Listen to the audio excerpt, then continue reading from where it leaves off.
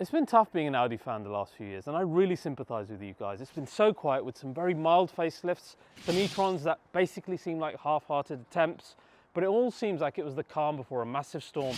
Now with their first all-new ICE car in ages with the A5, which is based on their premium platform combustion, a whole new story for their combustion cars, and now the first ever all-new electric car from Audi based on the premium platform electric. This car is going to set the tone for electric cars at Audi going forward because it's actually even more advanced than both the Q4 and even the Q8 that sits on top of it. And in a lot of ways, it's even moving the game on from the e-tron GT.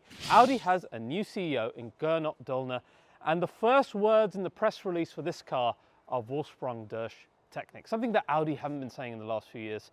And I think a lot of the reason why the previous head was pushed out. So now it looks like Audi are striking back in a big way. So if you think of the Q6 as the electric brother of the recently announced Q5, it's the same type of size, same type of segment, going up against rivals like Mercedes' EQE SUV. But versus even the Q8, like I said, this is a much more advanced car. How is it more advanced? I'm going to fill you in on that today, as well as the similarities that it holds with its platform cousin in the new electric Macan, which I know a lot of you are interested to know about. Now this is the Audi car with the most electric range that they've ever had, and it's been my daily for the last 2 months. So I'll fill you in on how accurate the range figures they're giving are. I'll tell you some of the weird problems I've had with the software as well. And despite all of that, why I think it might be one of the best electric cars that I've ever tested on this channel. So let's do a walk around and then head out for a drive in this brand new Audi Q6 e-tron. So today's episode of RBR is once again sponsored by NordVPN. Now a lot of phones and devices have inbuilt VPNs now, but the control that Nord has always given us, like choosing your region, which for me has been brilliant because when I've been abroad and I want to access my UK Crunchyroll or Netflix library or watch history, then it's easy to do. And it gives me peace of mind when using public Wi-Fi's, protecting my data, my cards, etc., etc. So it's great as a VPN. But one product these guys have done recently that has been game-changing for things other than VPN is this thing called threat protection. Now this is something you can turn on without turning on the VPN.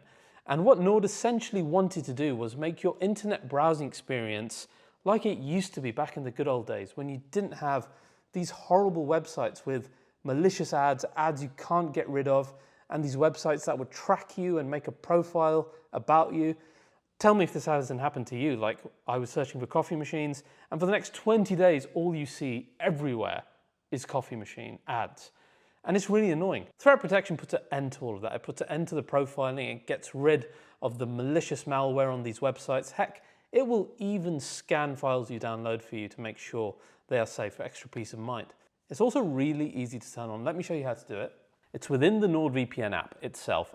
All you do, you go into the app. You don't need to turn on the VPN if you don't want to. You hit this shield button here, and then you've got threat protection, knock it on, and that is it. It can be turned on independently of your VPN. So there you go, so easy. And then you've got a much more peaceful internet browsing experience. And if you turn on the VPN, even better, because you've got that much more protection.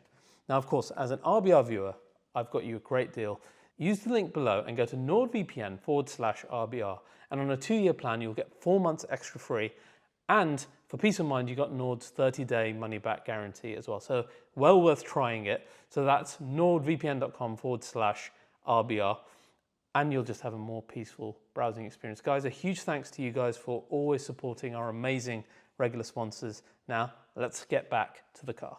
So guys, to begin, as I said, this car is platform cousins with the all-new electric Macan. That should be of no surprise to you, considering that the original Macan and Q5 were also platform cousins. Of course, these two brands both come under the VW umbrella, hence innovating together and sharing platforms mean that they save costs and we can get more cars to us at a cheaper price.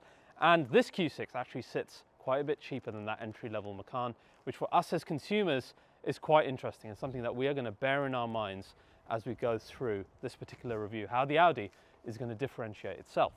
But before I dive into all those technical aspects of this car, let's first talk about the design, because I'm a big fan of the design, particularly having lived with it the last few months. When I first saw it, it struck me as a Q4 in the photos, and we had the whole double headlight design that we knew was coming in Macan as well, and I wasn't that impressed.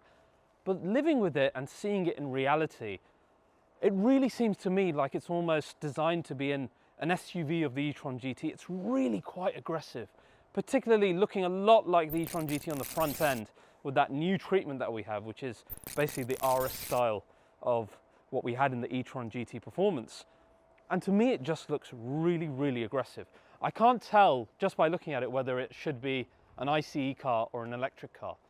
And that's great, particularly when you compare it to rivals like the boring EQE SUV or things from BMW in their recent iX, etc. Those cars trying so hard to be spaceships and to scream, "Look, I'm electric," whereas this is not doing that. It is simply a really good looking modern Audi SUV. Now, some of the highlights of this design have to be, like I said, the front end with the wide grille. It's nice that the grille is painted to differentiate it from the ICE cars, but you still have that nice lower part and the side air curtains, etc., that are really quite aggressive. The wheel design is gorgeous. These are the RS wheels that come in this launch edition car, matching up with the Q6 that we'll talk about in a minute. Side profile, again, traditional SUV. I like it. You can get a coupe, and we'll come back to that in a minute. Not so convinced about the B-pillar with the model name. I think it's overkill. It's not necessary. But that entire side profile is one of the best looking side profiles in my estimation of an electric SUV at the moment, because it doesn't look bulky or uninspiring. It's got a lot of cuts. And whenever I've parked the car, I've liked taking photos of it, whether that's the front, the side, or the rear as well. The rear is quite nice as well, I think. Not as nice as the front, but I think it's one of the few cars that does the single bar light treatment quite well, particularly thanks to the lighting technology, which is fantastic in this car. These are, of course, Audi's Matrix headlights, the famed headlights, and Audi always do lights so well. First of all, our front lights. These have 8 different animations that you can choose from inside the OS. They've got this excellent and an opening sequence that never, ever, ever got old for me. I thought it would, but it didn't, and it works during the day, it works at night, and it looks just fantastic. And I love the fact that you could change the light signature over time when you got a little bit bored from the inside. And the same on the rear. Now, the rear one's really cool. These are OLEDs with 360 different segments. This comes in the launch edition car and in the Q6, and again, it has a bunch of different light animations that you can choose from the inside. And like I said, they're OLED, and they just look brilliant, whether it's daytime or nighttime. A real highlight when I've been living with this car. Now let's talk about this PPE platform, and why is it better than the MEB platform that came before it?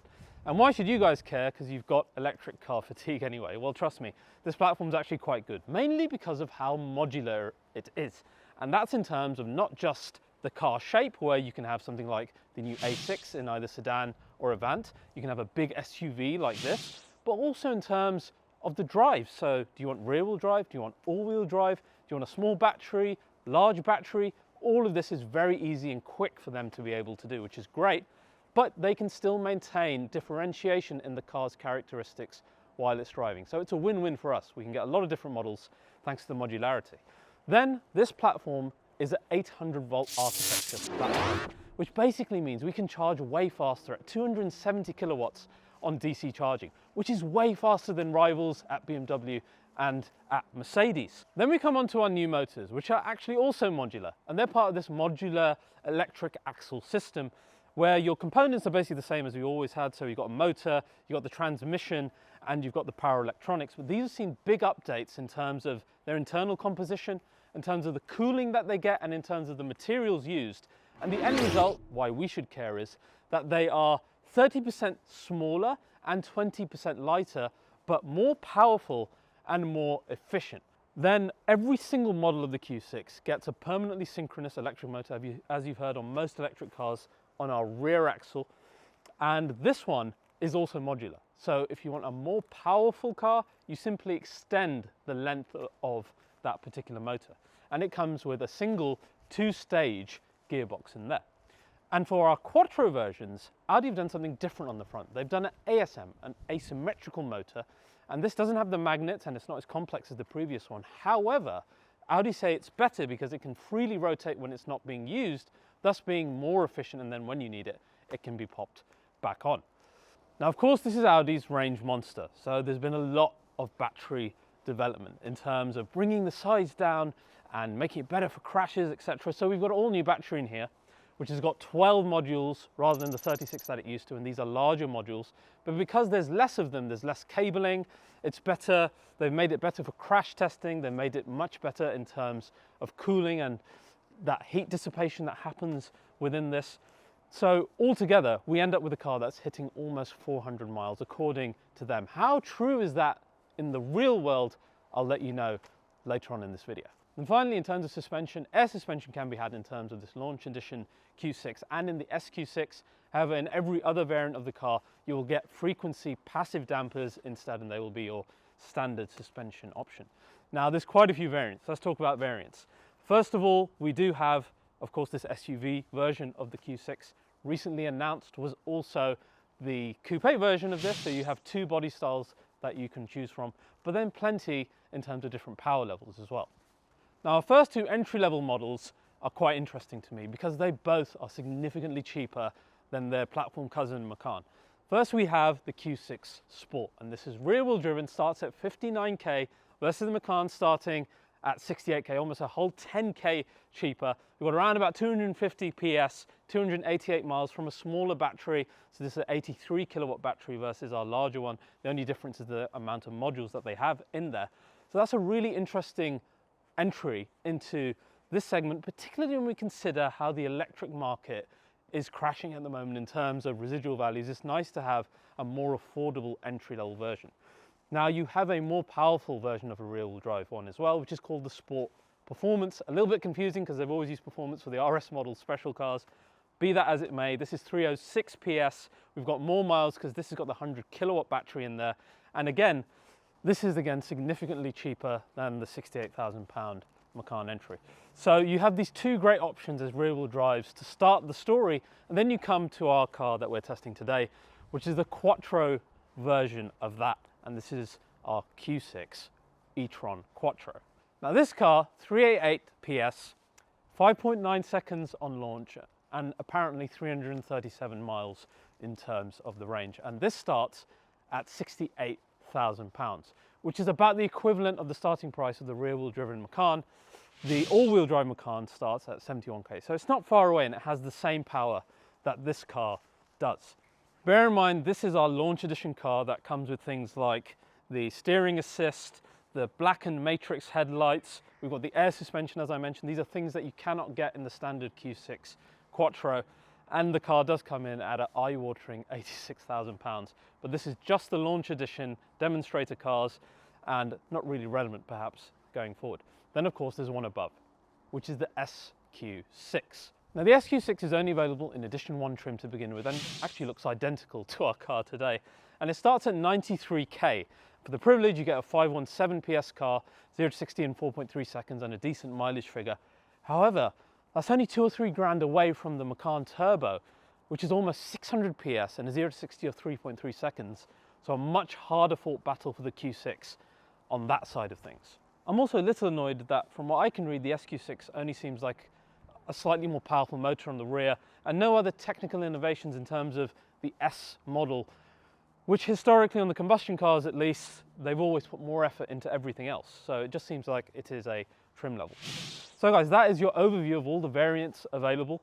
I think the entry level one's probably going to be really, really attractive in the current market as things stand. Next, what's really important about this car is charging and the interior. The interior was actually really, really brilliant, and I want to tell you all about that. Let's talk about these topics before we head out for a drive. Now, the charging life with this car was an unsuspected surprise, and I'm glad I lived with the car for a while because it gave me perspective versus other cars that I've tried. First of all, passenger side sees your high-speed charging port. So this is a CSS charging port with, like we said, up to 270 kilowatts. So you can basically get like 158 miles in 10 minutes. So this is brilliant. And it is electric. We'll get into that in a sec. And then our driver's side has your Type 2 port for AC charging, which is what I have been using. But the best bit for me has been the fact that this has been an electric charging port cover.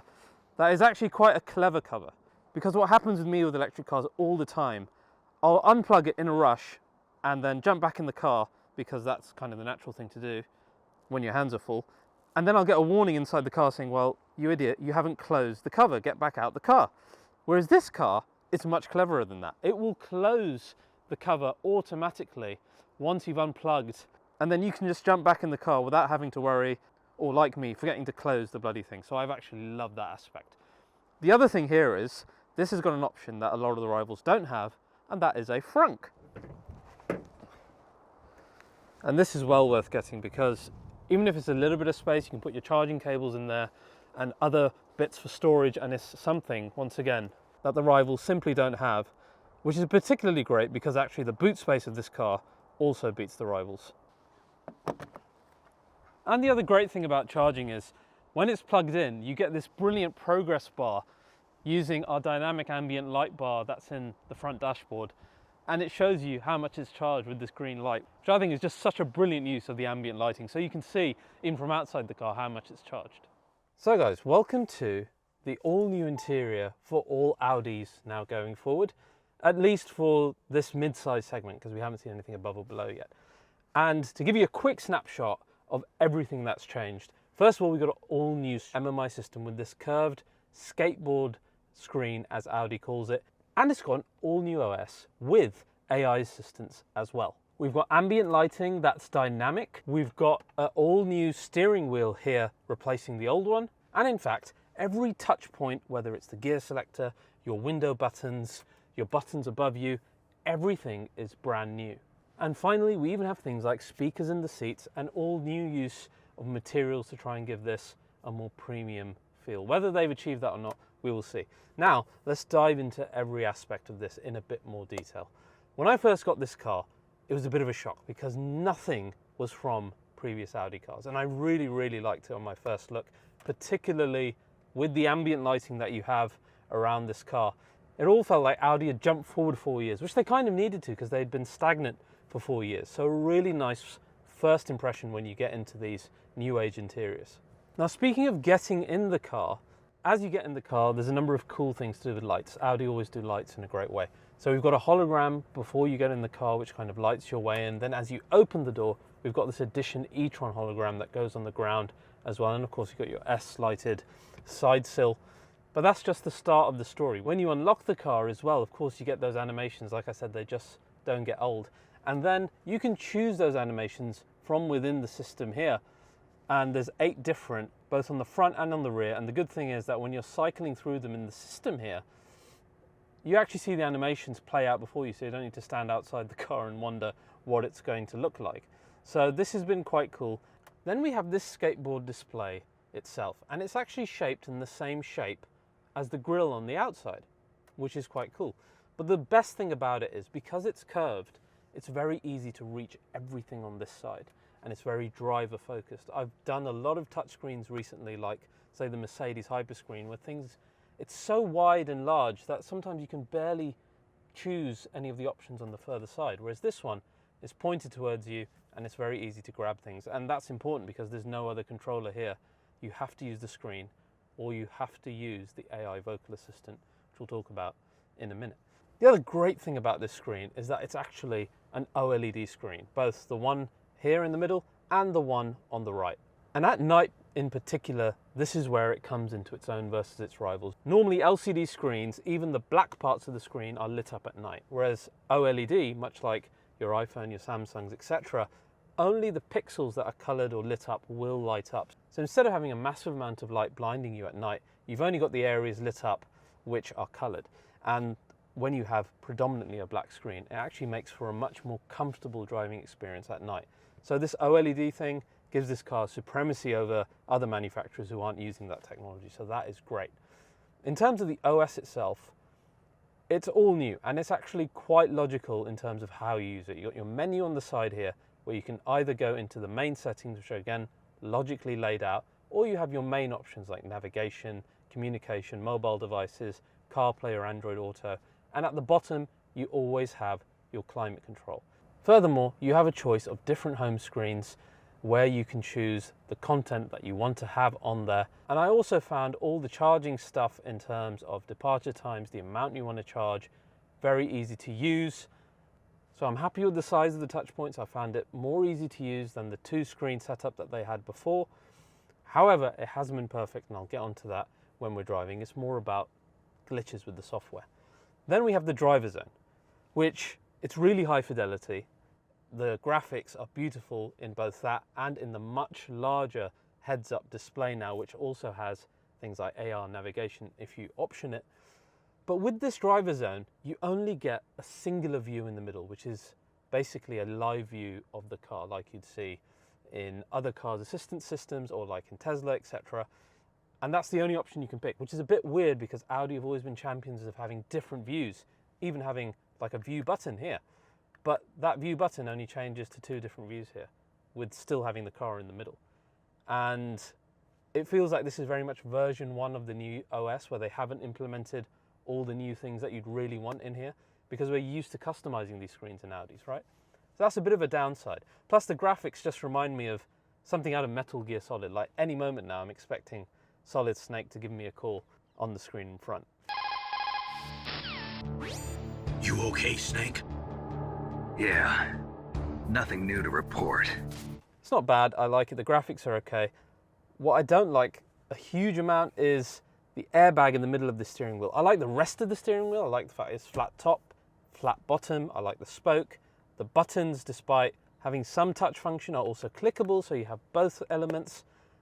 It's just this airbag is not worthy of the S-Line, which used to have that wonderful round look before. But the rest of this is fine, you know, it's been good to live with. And then in terms of other touch points, we've got our gear selector here, which is much like the rest of the VW cars these days. It's this little silly Snickers bar, little knob square Lego brick type thing. I don't know what else to call it.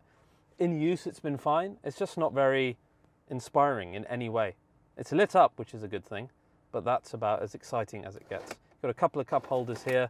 You've got an ashtray with the worst cubby hole in the world, because once you get crumbs down here, forget about it, it's game over. And then you've got the dreaded piano black that you have to take care of, which is why they give you touchscreen cloth here. It's almost like I'm giving up. I'm waving the flag. I give up with piano black.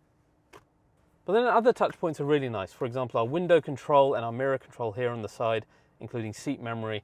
All of this is brand new and in practice been really good to use.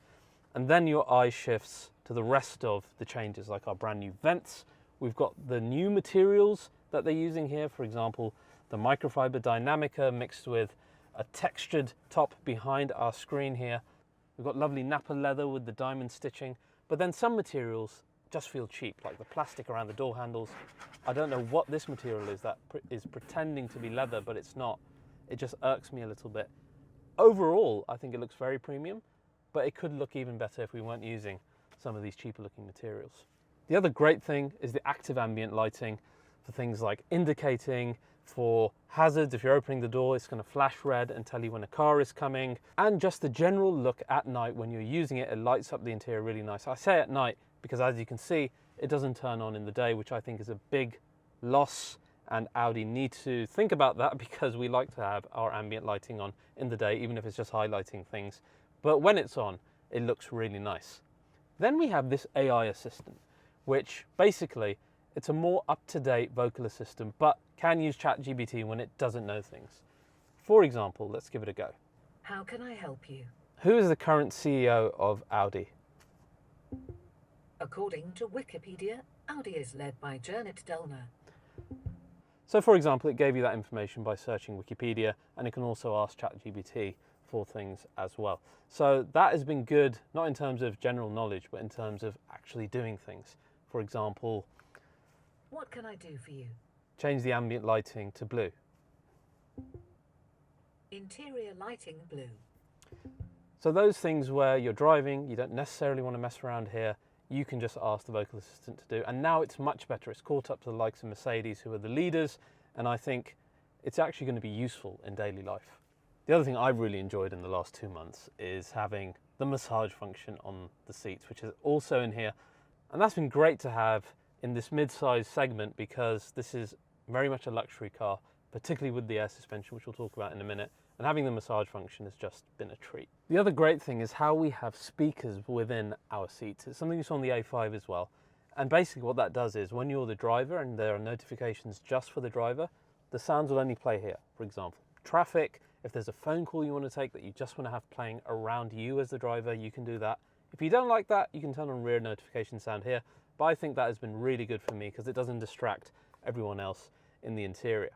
One final note, we've got the passenger display here, which actually in this car is probably more useful than it would be in others I've seen it, because the fact that this is curved and it's not particularly comfortable for the person sitting here to use.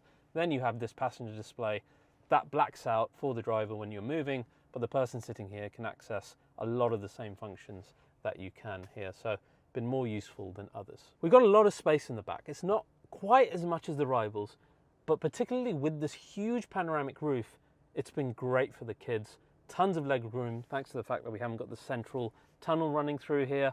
And then we come to the boot. Now the boot is quite big. It's bigger than its rivals, 526 litres, so bigger than the Mercedes and the BMW, not anywhere near as big as the Tesla, but a huge amount of space, including the cubby hole at the bottom that you don't usually have in EVs. And I actually use this to transport the rear seats for my GT3 Touring. A lot of you know that I have that car, and I added back the rear seats into it before they announced the fact that you can do it in the Point 2. And this is what happened at Heathrow when I loaded up a really large box into the Q6. So guys, great use case for the Q6 is air suspension. I've got the rear seats for my GT3 Touring conversion here. They're massive. We need to get them in the car, so you can just tap this button.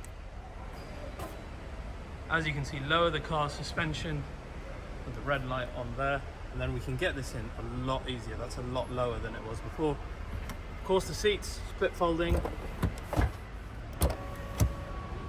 Now I can easily get my GT3 seats into the back of the Q6. So you can see that air suspension element being really useful, and the amount of space in this car, particularly with the seats folded down, is huge, and that's where this SUV version is going to be a lot more useful than the coupe. Now this is, like I said, the launch edition car. That means you get a few extra things like the painted keyring, for example, matching our Ascari blue on the outside. You've got the air suspension, you've got the steering assist and driving assistant, which is actually quite useful. And this car is now only available on the used market, but the one that's closest to this will be the edition one, and it won't have a few of those options, so just bear that element in mind. So guys, that is your interior. One note about this car is that there is no electric sound in terms of turning on and turning off. But what it does have is that when you go into drive, you get this green active ambient lighting playing there, which to me has been incredibly useful because I know when I've turned the car on and when I haven't. So that's really important. Let's get going, and let me tell you what the last 2 months have been like with the new Q6. So guys, to begin, I haven't discussed range yet, and the range has been an interesting one. Now this is Audi's range monster according to themselves, and when I got the car initially, our temperatures in the UK, they weren't ideal for batteries, but they were still better than what they are now, and I was getting around about 280, I would say, on the 100%, which for a mid-size SUV of this size and this type of power is pretty damn good. However, now as I'm about to give the car back and it's winter and we're looking at 0-degree weather outside, this is only getting just over 200 miles, which is not spectacular by any stretch of the imagination. And it sounds very typical of most electric cars at the moment. So the range is good. Is it incredible? Is it life-changing? I would say no, that's not the case. I don't really suffer from range anxiety. I've had two Taycans for a couple of years, as you guys know, and I'm well used to charging overnight, etc. And this has had plenty of range. It seems to be quite efficient as well. And one thing I love about it is the fact that it has recuperation modes, which until recently the Porsches didn't have. So we've got actual paddles here, which you can control the recuperation, and you see it next to your drive mode over here, to either have stronger recuperation or for the car to be more relaxed, or you can choose within the system for it to be automated should you want as well. And finally, there's one more option of one pedal driving. You just pull this gear selector down and you get the B come up there instead of D, and then it becomes one pedal driving. You can do that right now.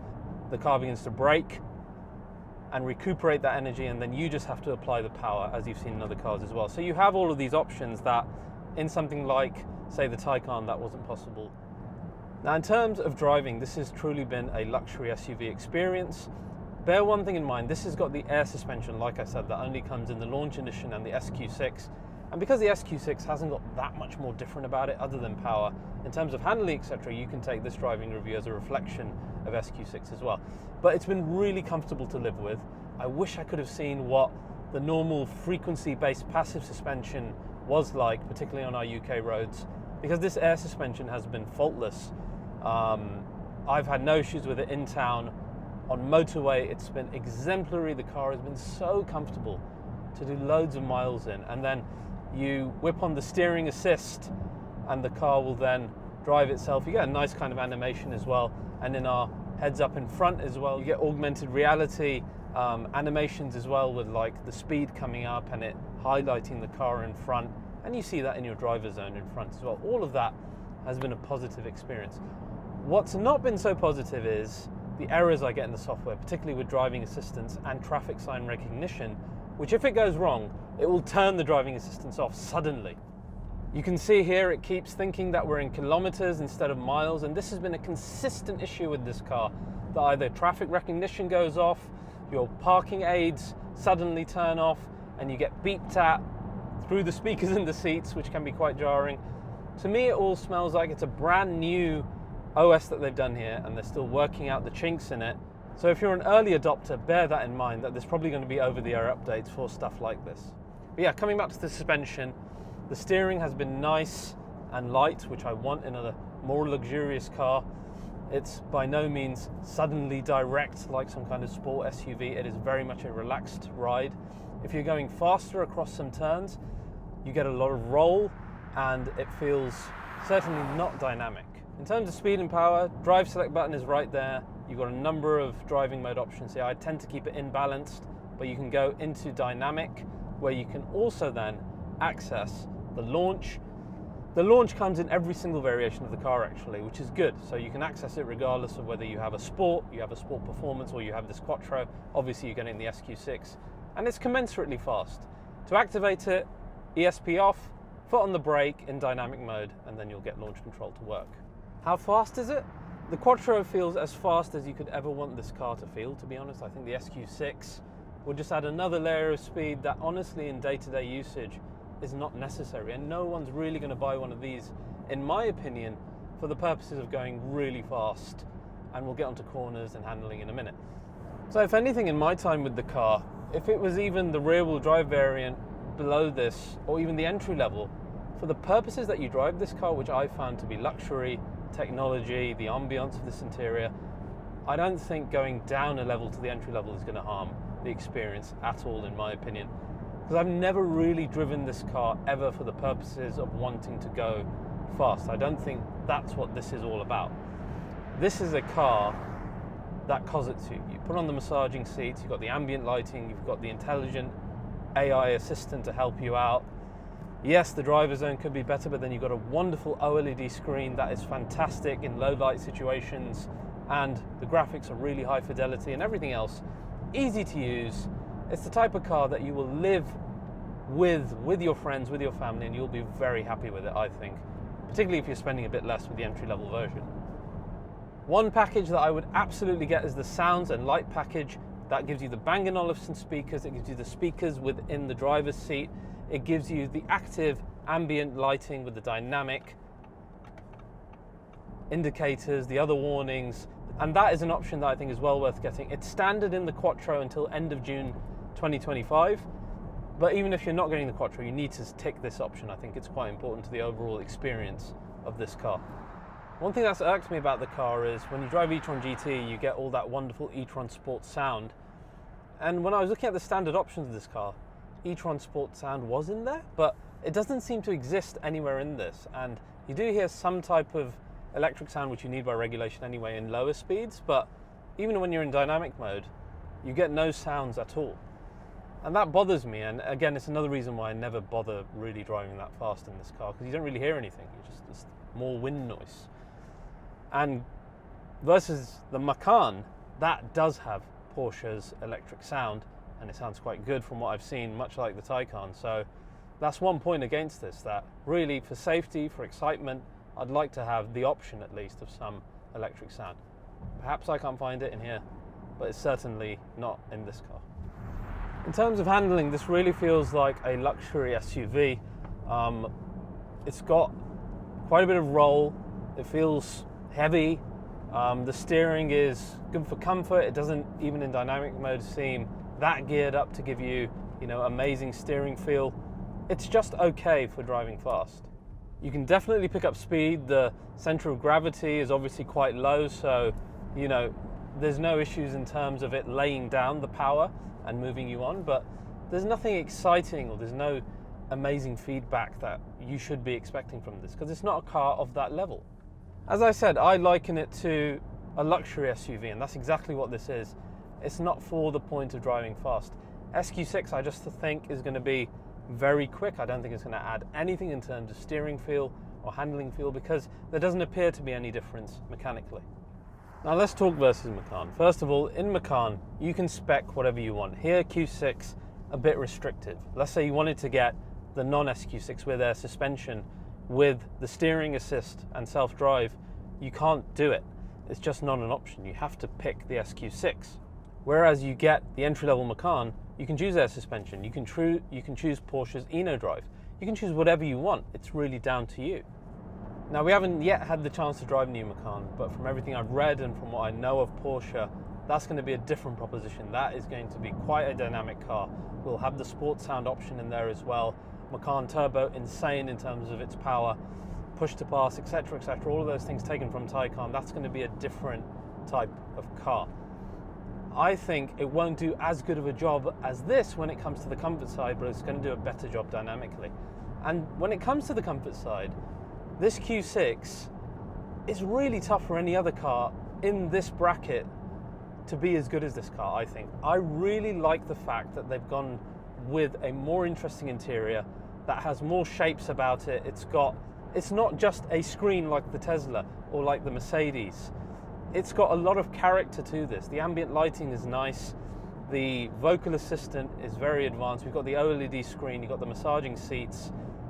All of this really, really works well. And in terms of the actual driving comfort, it's well up there with the best as well. And versus Macan, the entry point is simply cheaper for the rear-wheel drive version, which in today's market with EVs hemorrhaging so much money, I think just means the world to buyers who really do want an EV SUV. We've loved it as a family in terms of the boot space, in terms of the rear space, this technology, the Bang & Olufsen sound, the lighting, all of this has ticked so many boxes for us. And I genuinely mean this. I came this close to getting one of these. The way I would do it, I would get it on a PCP where you could hand the car back and not have to deal with selling the car. So something like 3-4 year PCP, get your full use out of the vehicle, get a charger at home, and I don't think this will let you down. I ended up getting a GLC hybrid instead because I just managed to find one so cheap. But otherwise, this was going to honestly be my next choice, because as a family car, EVs just make so much more sense in terms of running cost, especially if you can charge at home on a decent tariff. They're comfortable, you haven't got the sound of any engine. Suspension like this car is absolutely fantastic, and you get all the best and current tech. And then with the Q6, unlike all the other EVs, it's got a really nice looking exterior as well, inspired by RS Q cars that we've had in the recent past. So I really like it. I'd go for the rear-wheel drive version, and I hope that this entire video has been useful to you if you've been considering one of these. So guys, if you've enjoyed this episode, please do like and subscribe to RBR.